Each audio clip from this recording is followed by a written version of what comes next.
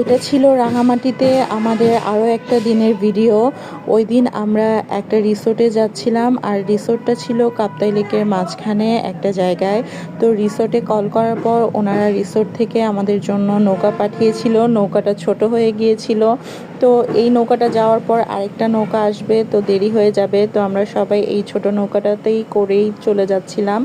আর কাপ্তাই লেকের চারপাশ খুব সুন্দর লাগছিল, খুব ভালো লাগছিল দেখতে।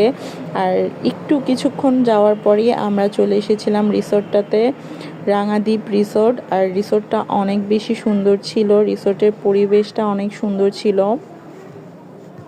আমাদের প্ল্যান ছিল এই রিসোর্টে সুইমিং পুলে সুইমিং করা। রিসোর্টে দুইটা সুইমিং পুল ছিল, বড় সুইমিং পুলটা বন্ধ ছিল আর ছোট সুইমিং পুলে অনেক বেশি লোক ছিল।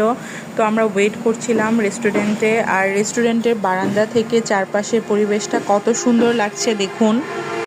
আমরা রিসোর্টের চারপাশটা ঘুরে দেখছিলাম। রিসোর্টের কটেজগুলো অনেক সুন্দর ছিল, আর রিসোর্টের পরিবেশটাও অনেক বেশি সুন্দর ছিল। মনে হচ্ছিল যে প্রকৃতির মাঝে হারিয়ে গিয়েছি। আর জায়ান সোনা এদিকে ডলফিনটার উপরে উঠে অনেক বেশি আনন্দ পাচ্ছিল। ও নিজে নিজে ডলফিনটাকে নাড়ছিল, মজা করছিল। মাশাল্লাহ, এই রিসোর্টে অনেকগুলো দোলনা ছিল, তো আমরা সবাই দোলনাতে দোল খাচ্ছিলাম, আর অনেক বেশি ভালো লাগছিল দোল খেতে। এত সুন্দর পরিবেশে আসলে ভালো না লাগার কথাই নেই। আর তারপর আমরা সারাদিন থাকার পর রিসোর্ট থেকে চলে যাচ্ছিলাম, আর এবার আমরা বড় একটা বোটে করে যাচ্ছিলাম।